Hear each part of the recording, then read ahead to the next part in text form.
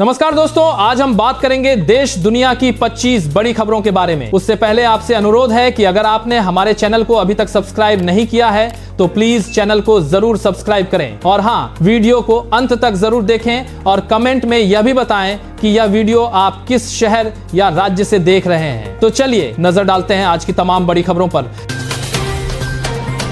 LPG gas को लेकर फैल रही खबरों पर सरकार ने सफाई दी है। सरकार ने कहा है कि यह दावा गलत है कि डबल एलपीजी कनेक्शन वालों को दूसरा सिलेंडर लेने के लिए 35 दिन इंतजार करना होगा। सरकार के अनुसार सिलेंडर मिलने का नियम पहले जैसा ही रहेगा। शहरी इलाकों में करीब 25 दिन और ग्रामीण इलाकों में 45 दिन के अंतराल पर सिलेंडर दिया जाता है, चाहे कनेक्शन सिंगल हो या डबल। यानी फिलहाल किसी नए नियम की जरूरत नहीं है।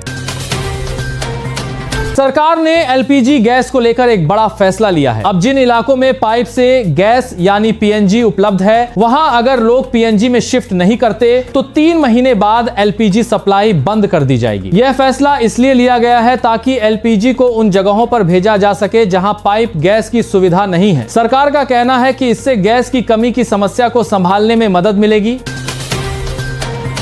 सोना और चांदी की कीमतों में आज बड़ा उछाल देखने को मिला है। चांदी करीब 11,250 रुपए प्रति किलो तक बढ़ गई, जबकि सोना भी लगभग 4,900 रुपए प्रति 10 ग्राम महंगा हो गया है। बताया जा रहा है कि वैश्विक बाजार में मजबूती और डॉलर के कमजोर होने की वजह से ये तेजी आई है। पिछले कुछ दिनों की गिरावट के बाद अब कीमतों में फिर से तेजी देखी जा रही है। हल्दी की कीमतों में बड़ी गिरावट देखने को मिली है। कीमत करीब 3,500 रुपए प्रति क्विंटल तक गिर गई है, जो पहले करीब 16,500 रुपए थी और अब लगभग 13,000 रुपए रह गई है। इसकी वजह है ईरान युद्ध, जिसके कारण भारत से हल्दी का निर्यात रुक गया है। हालांकि कीमत गिरना अच्छा लग सकता है, लेकिन किसानों के लिए यह बड़ी चिंता की बात बन गई है।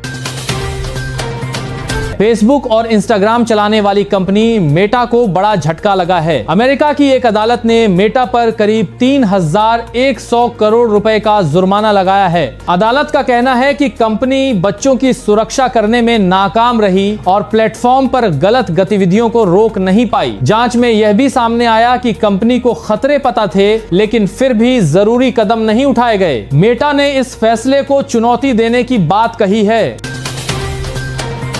सोशल मीडिया इस्तेमाल करने वालों के लिए एक बड़ा बदलाव आ सकता है। सरकार को सुझाव दिया गया है कि अब सोशल मीडिया, डेटिंग और गेमिंग एप्स पर केवाईसी और एज वेरिफिकेशन जरूरी किया जाए। इसका मतलब है कि अकाउंट बनाने या इस्तेमाल करने के लिए यूजर्स को अपनी पहचान साबित करनी पड़ सकती है। इस कदम का मकसद फेक अकाउंट, धोखाधड़ी, महिलाओं और बच्चों की ऑनलाइन सुरक्षा बढ़ाना है। हालांकि अभी यह सिर्फ सुझाव है, इसे लागू करने पर अंतिम फैसला सरकार लेगी।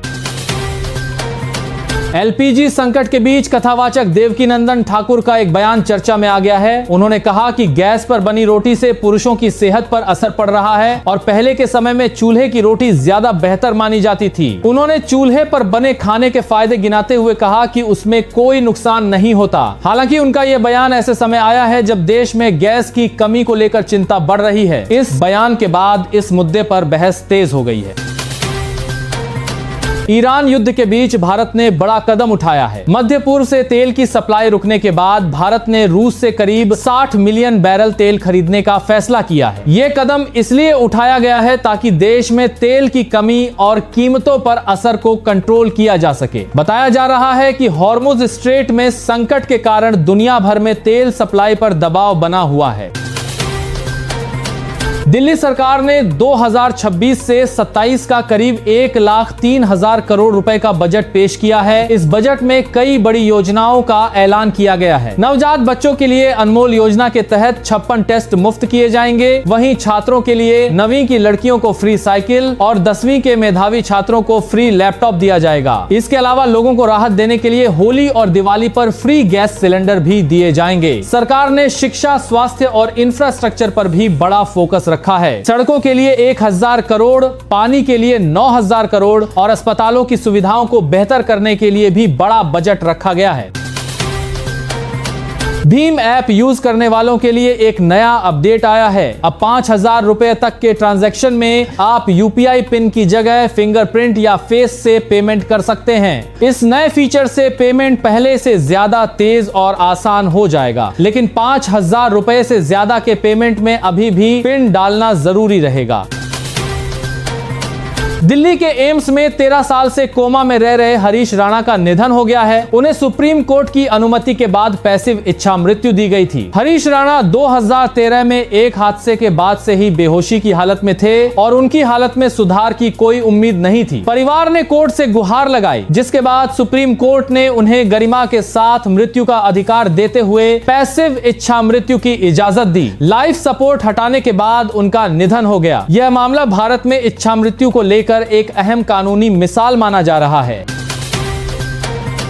भारतीय रेलवे ने टिकट कैंसिलेशन के नियमों में बदलाव किया है। अब अगर आप ट्रेन छूटने के 8 घंटे के अंदर टिकट कैंसिल करते हैं तो कोई रिफंड नहीं मिलेगा। वहीं 24 से 72 घंटे पहले टिकट कैंसिल करने पर करीब 25% तक रकम काटी जा सकती है। यानी जितना लेट आप टिकट कैंसिल करेंगे उतना ज्यादा पैसा कटेगा। रेलवे का कहना है कि ये नियम फर्जी बुकिंग और आखिरी समय की कैंसिलेशन को रोकने के लिए लाए गए हैं।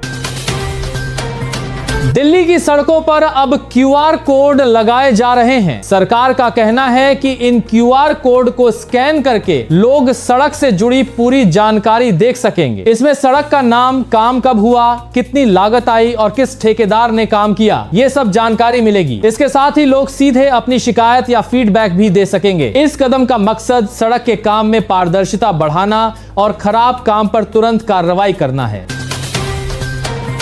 देश में वजन घटाने वाली दवाओं GLP-1 को लेकर सरकार ने सख्ती बढ़ा दी है। ड्रग कंट्रोलर ने इन दवाओं की अनधिकृत बिक्री और भ्रामक प्रचार पर निगरानी तेज कर दी है। हाल ही में देश भर में 49 जगहों पर जांच की गई, जहां कई गड़बड़ियां सामने आई हैं और 10 मार्च को सभी निर्माताओं को भ्रामक विज्ञापनों पर स्पष्ट रोक लगाने की सलाह दी गई थी। सरकार ने साफ कहा है कि बिना डॉक्टर की सलाह के इन दवाओं का इस्तेमाल स्वास्थ्य के लिए खतरनाक हो सकता है।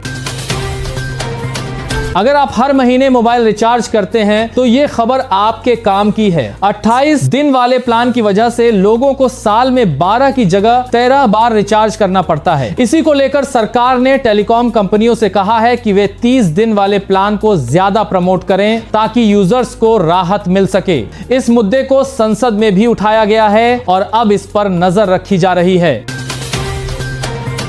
ऑनलाइन खाना मंगाना अब और महंगा हो गया है। जोमेटो के बाद अब स्विगी ने भी अपनी प्लेटफॉर्म फीस बढ़ा दी है। स्विगी ने फीस बढ़ाकर करीब 17 रुपए 58 पैसे प्रति ऑर्डर कर दी है, जो पहले 14 रुपए 99 पैसे थी। यानी प्रति ऑर्डर फीस में 2 रुपए 40 पैसे की बढ़ोतरी की है, जो लगभग 17% की बढ़ोतरी हुई है। जोमेटो भी हाल ही में अपनी फीस बढ़ा चुका है और अब दोनों एप्स पर लगभग एक जैसी फीस लग रही है। इस बदलाव के बाद अब हर ऑर्डर पर ग्राहकों को थोड़ा ज्यादा खर्च करना पड़ेगा।